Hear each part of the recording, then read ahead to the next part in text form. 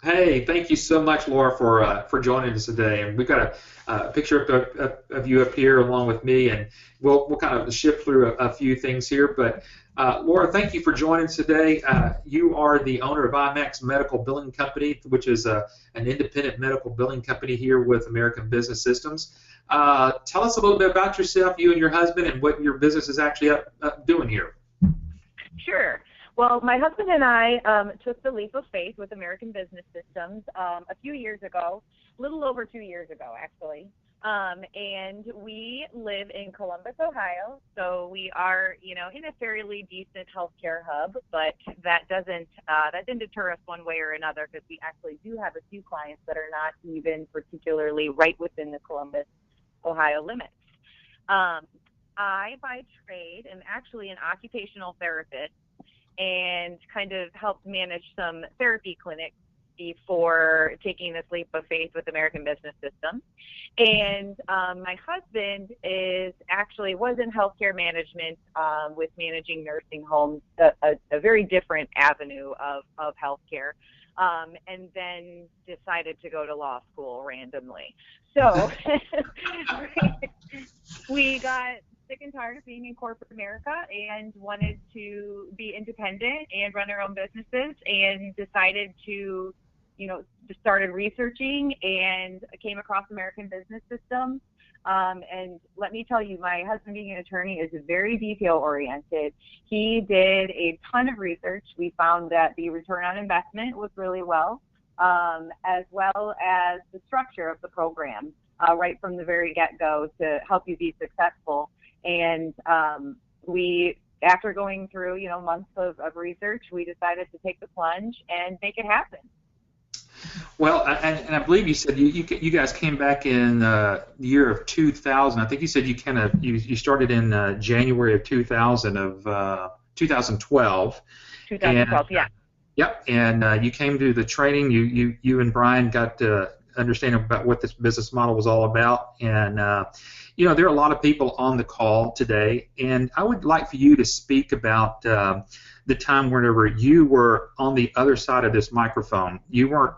You were over here on the side where everybody else is today. You were probably listening to other webinars that Patrick and I would do. Kind of tell us what your thoughts were as you were, listening to these webinars, and how you and Brian were doing your due diligence, and what was that key thing that you and Brian saw that just really, like you said, you took the plunge and pushed you over. Sure.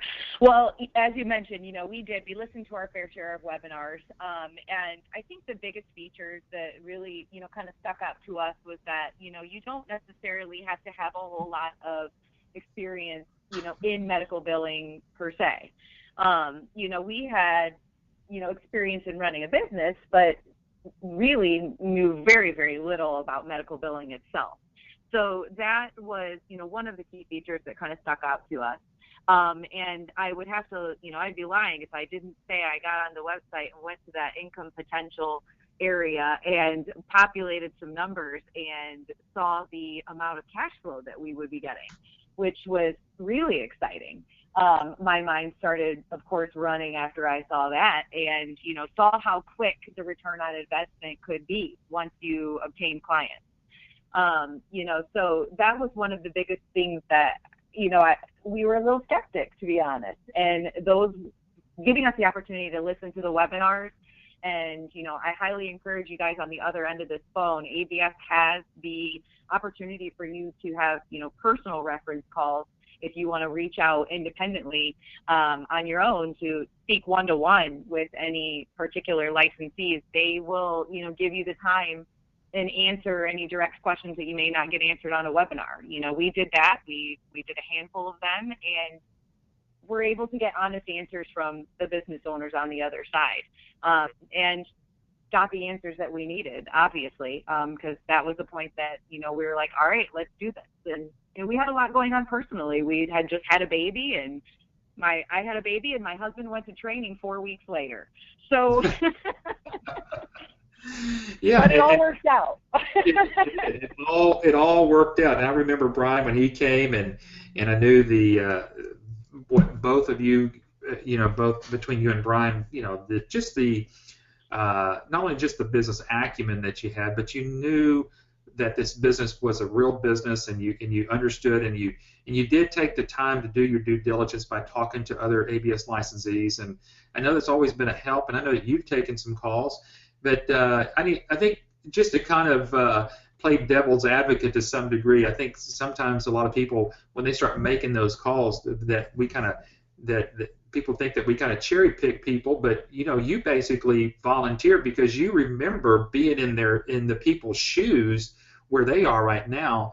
So again, speak to that a little bit, and then we're going to take on some other questions that are actually coming in. Yeah, absolutely. No, I highly recommend it. You're absolutely right. And we give honest answers. I mean, it is, it's a business, and it's a small business, and when you're running it yourself, you run into some different roadblocks, and it's kind of nice to be able to have the expectations beforehand, and to really have your game face and ready for it, because it's not typical to just you purchase the licensing, and the next day you have a client. You got to work at it, and that was nice to hear the different approaches that people take, and really pick their brains to get the behind the scenes action of what works for them, because what works for me may not work for somebody even right here in the same city limits as where I live. So I think it's nice to just kind of get different aspects. There you go. Well, let's kind of start talking about that whole return on investment. You talked about that earlier, and when you and Brian got started here, I think a lot of questions are starting to come in, and one of the questions that's actually coming in is did you guys do this full time? Did both you and Brian quit your jobs? How did you guys get started in this? Yeah, no, we both went into it part time. And we both kept our full-time jobs, and then really initially was just kind of establishing the business structure, also getting out there and just getting our name out to even let people know that we existed. We took time to, make a website and, get some marketing materials around. We sent out a letter to family and friends, just letting them know, that we were purchasing this, and this was going to be, a new personal experience for us, just so that people knew there needed to be awareness out there. So, it definitely, there was stepping stones that kind of came with that. But, it is very scary. You're writing, a substantial check, and you want to make sure that you have some sort of income in the meantime, prior to just cutting your losses and rolling with it. So it definitely gives you the opportunity. You being a business owner can run it the way that you want. And, you grow with the business, and we sort of weeded that out. I'm now full-time, 100% with the company. We have an employee, and my husband is part-time doing the, behind-the-scenes business portion of it. Good. And I know we've got a lot of folks that are starting to type in some questions about, what's the cost, and then folks, the initial investment fee with this is $24,990. And that's the only cost that you have involved. There are no franchise fees or royalty fees, and I'm sure, Laura, you've experienced that. You're not. Again, tell us what you're paying ABS after that initial investment. Oh yeah, I mean, that return on investment, when you obtain, of course you make different income on different types of clients. But I can tell you it's way more profitable for you to do something where you're not paying a royalty, or you're not paying a franchise fees, continually going on. You're purchasing a license from them, and it's one checkup from the beginning, but depending on what type of client you get, I mean, quite honestly, that can be paid off in just a couple months. It's definitely worth the return on investment, and you are getting so much from that fee up front. You're getting full-on training. You are receiving multiple products that you can offer anyone in the healthcare field itself. You're also receiving support systems where typically you wouldn't be able to reach out to other licensees or American Business Systems to help you for things that you may have questions on, or roadblocks that you might come into. Their programs have consistent customer service that you can reach out to. So if you run into an issue or a client runs into an issue, you have somebody else to help you take care of it. So you're coming back with marketing materials. You're coming back with, a basic layout of a website that you can use. It's way more than just writing a check and, here you go, here it is. There you go. And I know that, the questions that that everybody kind of asks, and apparently, you and Brian have, it appears on the surface here that it sounds like you and Brian have had a little bit of experience on the medical side. If he's been in healthcare as a healthcare administrator and you as a physical therapist, talk about how either, from that perspective, did you feel like that gave you any other advantage other than just you were in that field? I mean, did you have any medical billing experience? Either you or Brian had any medical billing experience beforehand? No. I mean, well, as a therapist, I had a handful of codes that I was, told to bill throughout school, and, I just filled out a form of a checklist at where I was working. So I really didn't know what happened behind the scenes on that. As I mentioned, we definitely have experience in, running a business, but definitely no experience with medical billing. I am still, and I laugh because I still learn new things every day, and it is an ever-changing world. And nothing is uniform. All of the insurance companies kind of have their own thing going on. So it's definitely something that you can walk into, and if you feel like you're pretty confident with problem-solving skills and knowing the right places to reach out to, you do not have to have medical billing experience behind it. Yeah, because from your experience in being now a medical billing company, to do the codes and everything, because that so many people ask about those dreaded, scary medical codes. Are you coding, or what's the whole deal about this whole medical coding thing? Well, and to be quite honest with you, the practitioners that are getting the information to you, they are the ones that should be responsible for, knowing which codes to bill. They shouldn't be able to call you and be like, which code should I bill? Them as a provider, those are things that they know and they go through their own individual training with. Now, the portion of populating it into a claim form is really what you're doing on your side. And, just finding which things need to go in which spaces. And, if when things come back, and it's never a, cut and dry, this is a denied type of claim. If something comes back that has some, small error, maybe it was one box that wasn't filled out, it comes back as a claim that you can correct and send back in again. But that information comes across on paperwork that the insurance companies are giving you. So you have guidance. You have insurance agents to call if you have those types of problems. You have references where you can reach out to for coding questions. There's multiple resources for you to figure out that coding piece. By no means do you need to be a certified coder in order to get the coding information to go across correctly for a claim to be reimbursed. Yeah. Hey, just real quickly, on a technical side, I've had a couple of people say that you sound just a little bit low on your volume. I don't know if you can get maybe a little bit closer to your microphone. That might help. And then on the other hand, folks, if you need to, go ahead and turn up your microphones. I may be a little bit too loud, too, as well. So we'll see what we can do to kind of balance that out. But as there is a question here that has come in from Astrid. He's asking, what types of doctors do you do service for? Sure. Well, we have a very diverse caseload. We take care of we have a PCP, which is a primary care physician that has a couple nurse practitioners.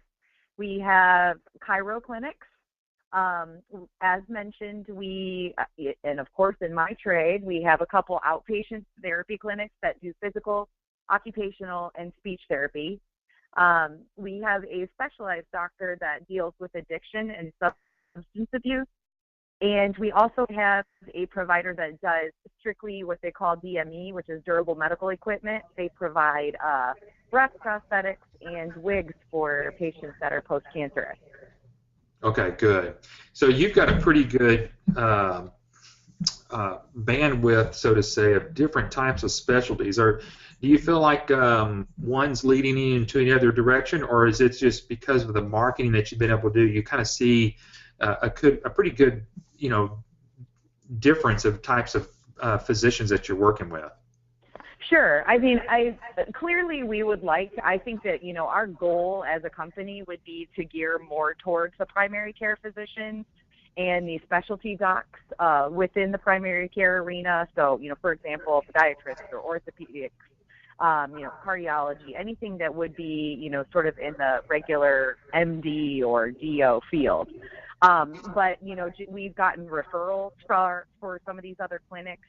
And, just the right opportunities have come at the right time for us for, these, I guess we could sort of call them ancillary, services out there with the therapy clinics and the DME and the chiropractic clinics. Okay. All right. So go back to after Brian got through training. Now, Brian was able to come to training, but you weren't because of just being a new mom there and with the baby. And so, but whenever Brian got back and you two got together, what did you and Brian feel like was the key thing that helped you out of training to go out there and do your first day of quote unquote marketing? Yeah, sure. Well, I mean, the nice thing is that the training really goes into detail as to, what product you're marketing. So, he came back with a ridiculously large binder of information that you guys gave us, as well as, right. as well as, stacks of literally of DVDs that we could go back for reference. So, we really studied our products in general, so that we felt like, we could really articulate what we were really trying to sell. And then for us, it was, and I highly recommend it to any licensees, is really getting involved in networking in general. So getting out, into the community to let people know that you exist. We belong to a couple exclusive networking groups that we joined right away. And those exclusive networking groups, gave us the opportunity to meet other individuals to help refer us to, actually one of the first referrals that we had received was from a mover, so, it doesn't necessarily mean that it was his buddy from college. And, we got out there just so that, it was a once a week type of thing where you go in there, we give a 30-second commercial on your business, ask for the type of referrals that you're looking for. So these events are meant for people to literally talk about their business and ask how somebody else can help you get business. The whole idea is to be able to refer to them so that, that they want to refer back to you. It's kind of a give and take type of thing. But we have found that those have been very fruitful for us. Okay. That was our first plan of attack. Wow. Okay. So one of your first referrals came from a mover. That one's a new one. That one's awesome. That's. I mean, you would think immediately it's like, oh, I got to hit up CPAs and attorneys and all these other. I mean, those are great people to connect with by all means. But like I said, you never know. It could be their next door neighbor. It could be their buddy from college. So just getting your information out there so that people know is the best approach. Yeah, exactly. I think that's that's pretty important to understand that you are just out there, you're marketing, you're doing your networking, and all of a sudden you're able to because of a mover. That's pretty awesome. All right. So let's talk real quickly about. Let's see. Let me see if I got some questions that have come in. Here's one from Lori, and she's asking a question. Have you ever had a doctor not willing to pay for services or dispute your monthly invoice? No, thankfully. And Lori, don't you jinx me. No, yeah, actually, I mean, we have a standard agreement that we do with them, so, I mean, you definitely want to have a contract in place to protect you, and the client also can look at it as a protection for them as well, so that you can't just up and, quit on them as well. So, no, we have agreements that protect us, and within that agreement, it states If they're not going to pay, they'll receive their invoice, and if their invoice isn't paid by a certain date, then there will be penalty charges. And we've luckily never run into any issues with anything like that. Good. I mean, because basically you're holding the off-on button to where that doctor gets paid. So, absolutely. And the thing is that you can put things in your agreement where you can have a credit card on file, or you have their checking information in file, so that if you have to, seek out their funds a separate way, that, they've already given that information to you. It's not you having to chase them down for it. There you go. Another question is coming in from Sarah. Sarah's asking, when did you resign your job and commit doing this full time? That's question number one. And then she's got another question. How many clients did you have at that point that you decided to go full time with your business? So, Sure. When did you yes, you can take both of those questions. Sure. It was, let's see, it took us to get our first client, it was a little over 5 months. So, I've heard stories where, people get them the next week, and, people also, struggle to get their first clients. We, as I had mentioned, were in it initially from the get-go, sort of marketing, part-time and really getting our name out there. But for us to get our first client, it took about 5 months, as I had mentioned. And then fast forward, we had gotten after we got our first client, we got 2 other clients almost literally within like the next 30 days. It was like oh my gosh, we can't get a client type of thing, but don't give up. You just keep going. And then all of a sudden it was like, oh, whoa, here we go. We have 3. So at that point, it was about a year total from the time that we had purchased the licensee, and then I had dropped out of my job full time and committed to the billing itself. Okay, so Brian came to the training in January 2012. So by the end of 2012, you were getting ready to resign, going into 2013 then. Yeah, actually, Brian came January 13. 2012 was when we purchased, so it was December 2012, and jump forward. But yes, it was the same timeline, just a year later. Okay, excellent, awesome. And I forgot the second question. It was, as I had mentioned, there were 3 clients at that time, but it was a PCP office that had 2 nurse practitioners, a chiro office that had more than 1 provider. It was 2 providers and 2 massage therapists, and then also an outpatient physical therapy clinic. So, good. Although it was 3 accounts, there were multiple providers within those accounts. Okay, great. Another question here from William. Now the questions are really coming in. You've struck a chord with everybody. So get ready. Here we go. William's asking a question. Besides, and basically aside the burden of management in a doctor's office, do the doctors find this to be cost effective for them? Oh yeah, definitely. They're not having to pay a staff member, just a general, wage or salary. In addition, benefits, and you take out those type of things. They're able to outsource that cost and be way more. It's way more efficient, and it's way more cost effective for them in order to outsource to you.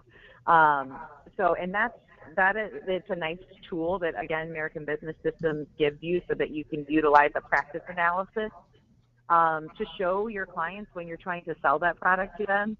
It literally is a formulated sheet that you populate some numbers in there, and it gives you this fancy little spreadsheet that shows this is what we could potentially save you based on the numbers that you've given me, that you've questioned that client beforehand. So it's definitely more cost effective, and it's nice to be able to put that number right in front of them and say, see, I told you so. There you go. And what Laura's talking about there is the practice analysis. That's one of the things that you're going to learn here in our training class. And it sounds as though that they've used it effectively, because basically what it does is it pulls that information from that office, saying, okay, how many people are actually working your claims there in your office, and what are your costs associated with that? And then you pull all those costs and then match it up to what you can do as an outsourced billing company, and it does become very cost effective. Got another question here from Isaac. Isaac asked you, have you ever been rejected by a referral? Have I ever been rejected by a referral? Yes, actually. We've gone in and done our pitch and given our proposal, and usually at the time, if we're getting a referral, it means that the patient is actually, or I'm sorry, that the client is actually shopping. So there has been other companies that have come in a little lower than what we have done. But at the same time, like we have a great product, and some of the other billing companies out there utilize systems that are not as robust or not web-based, or they don't have as supportive of a clearinghouse. Other systems that you can run into, and of course they may be able to offer a lower number, but I can guarantee they're not going to get as good of a service. And that's okay. So we weren't willing to compromise and go below, those certain numbers that we've set from the get-go. So yes, it's okay, and you're going to hear no, it is what it is, but you move on. Exactly. You will get a client. You will, yeah, absolutely. Kevin's got a great question here. It kind of goes back to what you were talking about there on the efficiency, and does it seem affordable to the doctors? He says, how do you, or how would you handle the doctor's concern of letting an employee go or being displaced by outsourcing the billing function? Have you ever had that happen? Well, and we've had that questioned because it may be that they have somebody in there that, that they really value. And our thought process is that it's not 100% everything that you will be able to do for them. You still need somebody to make sure that, things are sort of coordinated within the, accounts receivable, management portion of your business. So what we tell them is, there will be bits and pieces of things that we need, from them, or somebody that we need a point person to go back and forth to contact. That really knows about this arena. The doctors are great at being doctors, but they're not good at handling these type of things. Sometimes we need additional documentation to send in, and we need to go back and know that we can have somebody to obtain those kind of things. But what we tell them is you can utilize that staff member and put them into other portions of your business that can become, again, more of a return on investment. Why not put it more into marketing or more into, just patient satisfaction, making sure that, they're giving them more attention at the front desk or patient follow-up calls. There's a lot of other things that practice management that they can put that person to use in different ways. And that doesn't necessarily mean that they have to cut them off or fire them. Right. And there was actually a statement that came in from Keith. Keith says that his understanding is that all doctors have their staff taking care of the bills, and that's not necessarily so, because you know, Laura, and I do, that there are a lot of doctors who are already outsourcing their medical billing. But again, just because that a doctor may outsource or even have their billing staff in-house, Keith, it doesn't mean that they're actually taking care. There's a difference there, and let me kind of set that scenario up. Whereas Laura and Brian's company, they are doing the medical billing with these doctors, but yet, however, they don't get paid until the doctor gets paid. On the other hand, and I've even heard this last week, that the staff of the doctors get paid whether those bills come in or not. So Keith, this whole market about outsourcing is actually increasing because the doctors see that it's better for them financially to do that. So do you have a comment on that, Laura? Yeah, I was just going to add, in addition to that, is that, often sometimes they may have somebody in their office that's handling the medical billing piece, but she may also be handling the, patient reminder calls, or she may also have to be handling something else within the business. And a lot of times, some particular things, if you say you get a rejection back, it sits in the corner of your desk, for that type of person, and then that pile can get larger, and it becomes I'll take care of that later, type of thing. And we often find when we go into these offices that they have what's called a Porsche file, and it's literally a drawer full of rejections or denials that they could buy a Porsche with, because it's become second on their list of things to do, because they have so many other job duties, and they can be pulled in different directions. If nobody's answering the phone, they're going to say, well, why'd you let the phone ring? Even though you work in billing, they're not going to let the phone ring if nobody's picking it up at the front desk.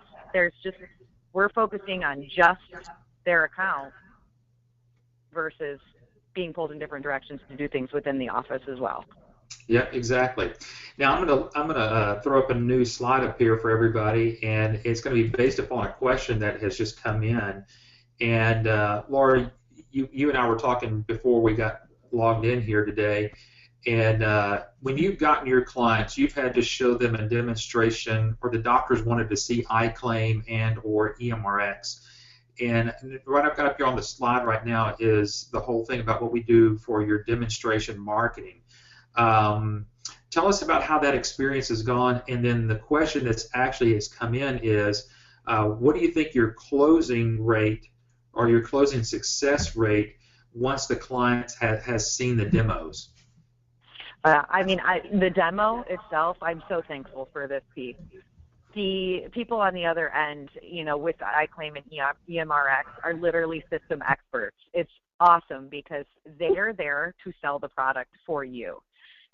They are referring directly to you as, being their point person, but they are walking the client through literally on the program, showing them exactly what the program has the capabilities of doing.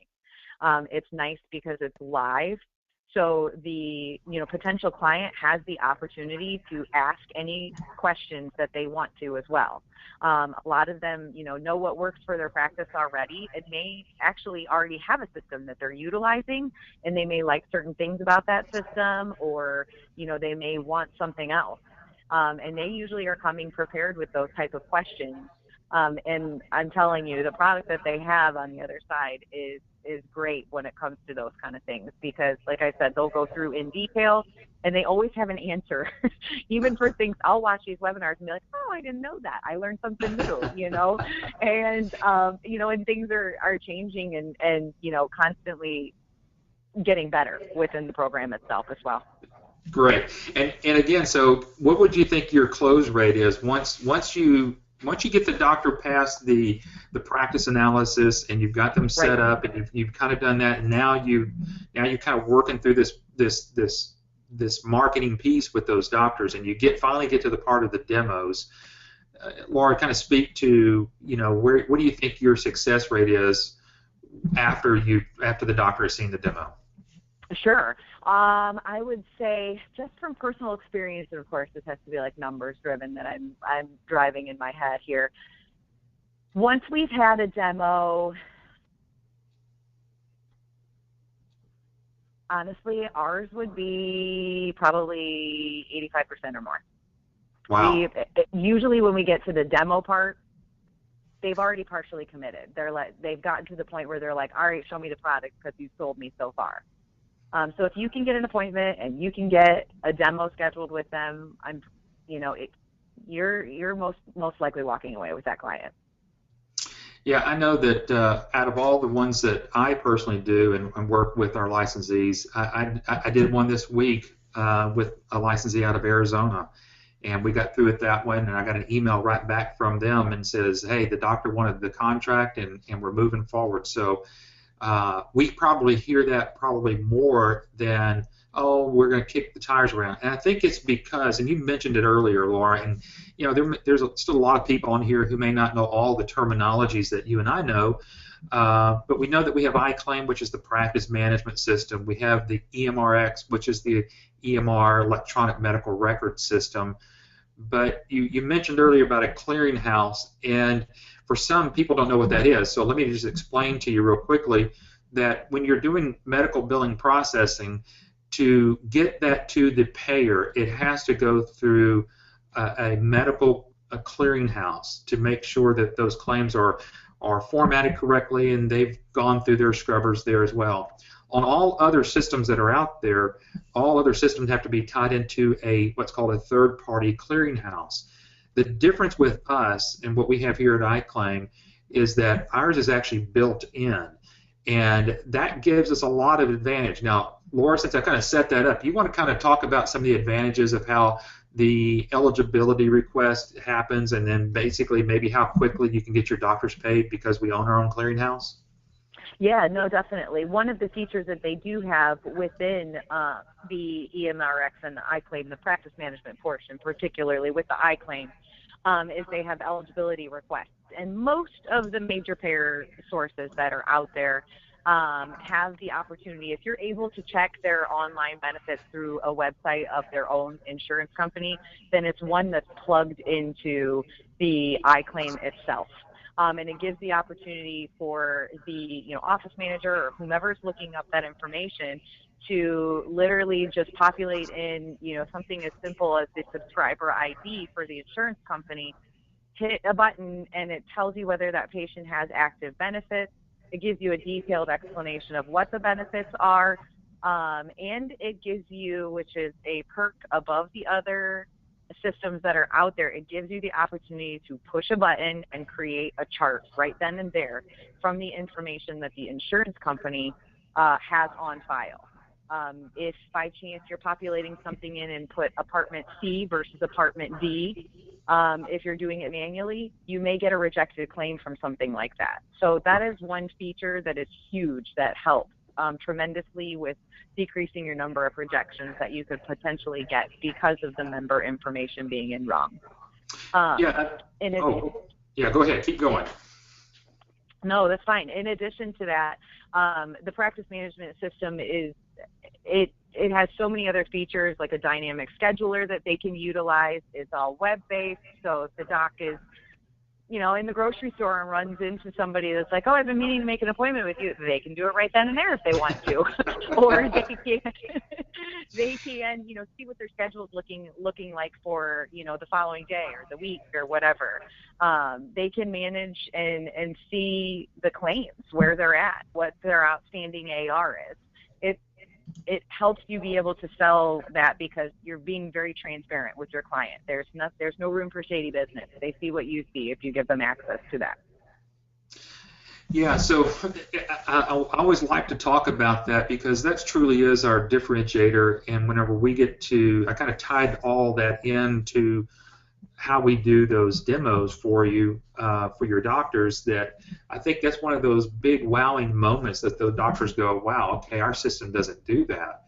And it's very interesting. And kind of going back to Kevin's question about, the closing rate, those are the things that really excel above all others to help our licensees really be able to get not only their first client, but their second, third, and fourth. So that's really where the differentiation really comes into play.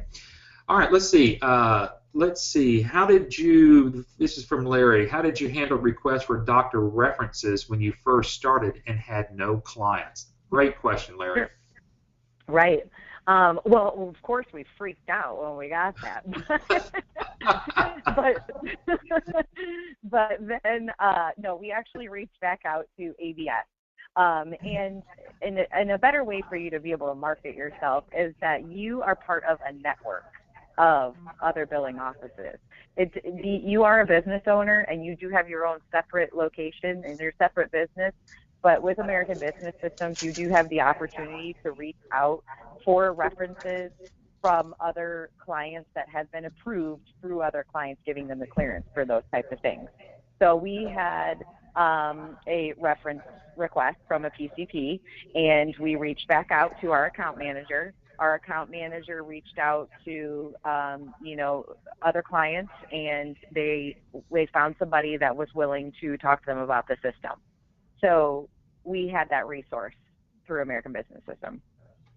Yeah, because references are important, and that's probably out of a handful of other questions. That's probably one of the top questions to try to figure out, because like you said, Laura said that when she got the reference to say, hey, can you provide us a reference? You go, oh my goodness, where am I going to get a reference from? Well, that's where you turn to ABS, and that's where it's like this. It's almost like you know that you want to get into this business. You may not know a whole lot about medical billing, but what you're purchasing here with us at American Business Systems is not just a medical billing platform so that you can do billing. It is truly a full turnkey type of business with references, with a billing system, with support. When you get asked a question about from a doctor, how do we do this certain type of billing? If you don't know, you have an entire support team, as Laura has said, to help out with that. Now, talking about support, Laura, I know that you've reached out to other licensees for support, and then vice versa, you've actually helped some folks too as well. Talk a little bit about how that network of support between ABS licensees work together once you become a licensee. Sure. As mentioned, everything was new. So, we had new clients that, wanted to be credentialed with, insurance carriers that they didn't have a contract with before.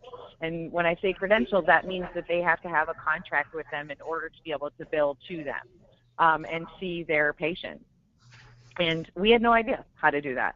So it was, we reached out to ABS and, found out that the credentialing is something that we could handle within, and, it is under our scope. And I got guidance from another licensee that lives in Pennsylvania. So it literally can be questions. I had a proposal come to me from a type of specialty that we hadn't seen before, and I wanted to make sure that I was articulating in his language and to make him feel comfortable, knowing and thinking that I knew what I was talking about on the other side, and I wanted to know before I sat down with him. So I reached out to our account manager and asked, and was able to get a reference from somebody who deals with that type of doctor in his specialty, and he gave me some tips and gave me some information that I was then able to go back to the doc and articulate and feel like I knew a little bit more about his specialty. Great. Yeah, and so not only do we have support here at ABS that will kind of help you with your first initial everything with training and some technical issues, but we've got really a slew of different types of support that can happen, and a lot of times we do have a pool of our licensees that are out there that as you're going through and you may run across a podiatrist and you need to know something about podiatry billing.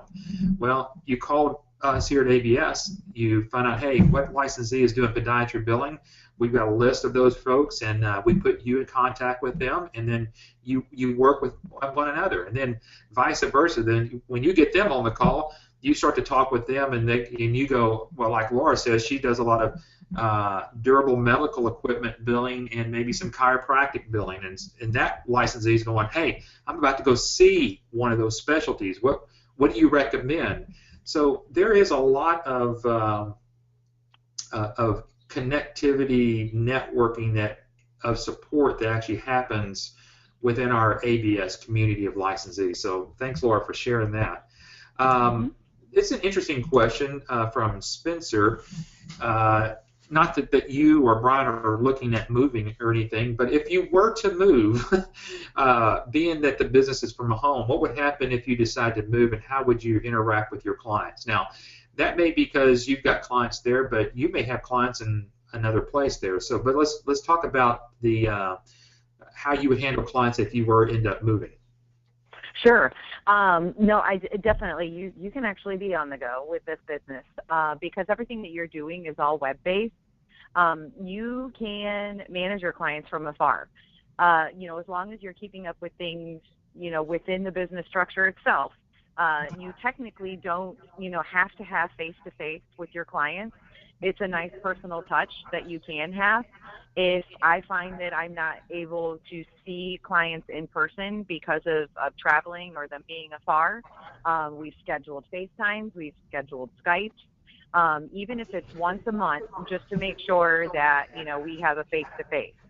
The only other thing would to be just to make sure that, there's a good communication system between you and the client, making sure that, however they're getting their billing information to you and, any EOBs or anything like that from their office, as long as you have that down pat in the way that you're doing that, whether it be a fax or a Dropbox or whatever you have set up, as long as that communication is down pat then you can literally move your business anywhere you'd like.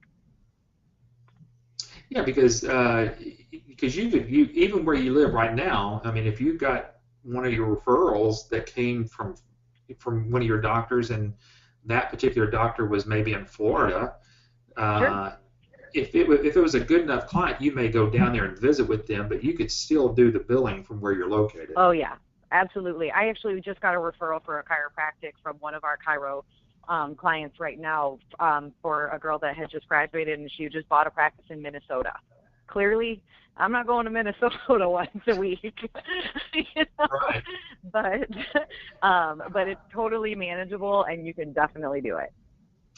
All right, we're getting pretty close up to the hour here. I've got one question that I'd like for you just to kind of take the next few minutes here and just kind of talk directly to those that are actually on the call here. And if there was one thing that you would say, as you're doing your due diligence, you need to do X, what do you think that would be? I would really highly recommend, them reaching out individually to a couple licensees, have a list of questions, have that prepared before you call so that you really get the questions answered that you are skeptic about. In addition to that, if you take the plunge and you decide to do this, initially, in the very beginning, you have to be okay with hearing no. Not everybody is going to say yes when you walk in their office. Everybody has some sort of system going already, so they're somehow doing their billing, whether it's in-house or with a competitor of yours. It's all about going in at the right time and, being in the right place at the right time and it all falling into place. So the biggest thing that I can say was, is to not give up initially in the very beginning, because once you get that first client, it is so satisfying and it's so exciting that, it just drives you to just want to go get more. Great. And then, last question here. You and Brian, what do you think your next big push you're going to be doing for growing your business? We're really trying to really get into more of the specialties. Clearly, the higher dollar claims that are coming through, the more you're getting paid. So we're greedy. It is what it is. Hey, you cannot be real than that. That's awesome. It Because pays the bills. because actually I always like to talk about this because people always ask, well, give me the typical doctor. What are you going to make? And I always tell them, I said, look, I like to always talk about both extremes. I like to talk about our chiropractors because there are chiropractors that are out there, and then there's the specialties that you're out there, and you can validate what I'm talking about here.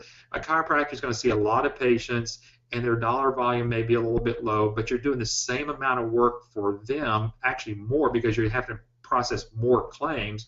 Versus right. If you had a specialty doctor that has seeing less patients, but their dollar volume of reimbursements are greater. So I think that's what you're speaking to. Is that what? Yeah, that is. And when I say specialty, I mean it doesn't need to be something elaborate like a neurosurgeon. It can be an orthopedic or a podiatrist. Just those types of specialties. They use literally a handful of codes. So once you get the billing down, it would be, easy for you on a day-to-day basis to process those claims through. But as you had mentioned, you're getting paid a higher reimbursement for each claim that you're processing through, which ultimately means a higher check for you at the end of the month. There you go. And then speaking of checks, and this is the last question we'll take. Spencer's asking a question. So now that you've worked everything with ABS and it's time for you to actually invoice, this is more just a very specific type question. How are you working? Are you using something like QuickBooks to do your accounting with, or do you outsource that yourself? No, my husband does all of that. We do utilize books for our business and the invoicing, but it is strictly done. The nice thing about the system, the practice management system, is it calculates the reports for us. So at the end of the month, or I guess at the first of the month, after the previous month, we run a report that gives us all the information that we need, and we just populate the numbers into the invoice and email it off to our clients. And that's the way that we've created, with our clients. You could, of course, mail that or however you work that out with your client, but it's a pretty simple process. Great. Laura, it's been a pleasure talking with you and visiting with you and hearing the success that you're having. And I'm assuming that you're available to receive a reference call. Am I correct? Yeah, by all means. Yeah, because I know that you had talked to folks before, so I appreciate you doing that. Laura, tell Brian hello for us. Thank you so much, and we look forward to hearing some great success here in the next few months. Will do. Thank you. Thank you so much, Laura. I'm going to keep everybody else on as we kind of wrap this up here. We are getting up to the top of the hour, and I want to at least show you a few more closing slides here as we kind of get this portion of it out. For those that are actually looking to move forward with us and you're wanting to know what our training dates are looking like, we've got the next training date that is coming up is April the 13th through the 17th. So again, that's about 4 or 5 weeks away, actually about 4 weeks away coming from this next Monday, I believe, because we're right in the middle of March. I cannot believe that we're already ending the month of March and getting started with the month of April here. So April the 13th through the 17th. And a lot of people are already asked, well, what's the next training after that? Well, the next training after that is not until the beginning part of June. So if you're looking to get involved in this business, get going like you've heard Laura, get involved here, get ready for that next training workshop that you can see here. And for right now, we have about 8 seats open and available for that upcoming that workshop that we have coming up here in April the 13th and through the 17th. So feel free to give us a call. But before I end today, one of the things that I know I'm sharing on for Patrick's behalf, and it is his guarantee, 100% money back guarantee, and you can't get anything better than this. That we understand that you've listened to Laura, you've listened to a lot of other ABS licensees that you may have taken some reference calls with, but here's where the proof is in the pudding. We want you to come to this training workshop. So after you have funded your investment with us for $24,990, that actually goes into a trust account with our attorney. We don't get that. We don't get that until after the training workshop is over, because we want you to have the training as part of your due diligence. So if you'd like to see this in writing, it is our purchase agreement. So if you'd like to get a copy of that, please ask any of your ABS reps that you're working with, and we'll be happy to send this to you. But simply put, it states this: at the end of the training workshop, for any reason you do not think that this business is right for you, your spouse, or anybody else, simply tell any of Patrick's staff members, me, anybody else, Adam, doesn't matter, and we will arrange for you to receive your full refund of your licensing fee. Now, folks, again, there is no other better money-back guarantee that we can offer, because most business opportunities in franchise, once you put that money down, there's really no way to getting that back. But we want you to make sure that you're comfortable with us, and that what you've gotten in is the exact type of business that you certainly wanted to be a part here. Again, I'm going to put up just another quick reminder here about the other webinars, and then the webinar that we've got coming up here next Wednesday. First, again, we've got all of our archived webinars on our website underneath the blog, underneath news and underneath blog there, and you can go back and not only see the rest of our webinars that we've done, but to go back and maybe listen to this one as well. You can always go back. We'll have this available up for you again for tomorrow. Again, folks, give us a call here at 866-565-8413. Talk with us about this other coming training class. If there are references you would like to talk with, get in touch with us. We'll certainly get that to you as well. And also, if you would like to see a demo of our system, just as we would do it for your potential doctor, we'll be happy to take that time out and show that to you as well. We've done several of those already this week, and already have several planned for next week as well, so we will be happy to do that for you to see the system, kind of like test driving the car there.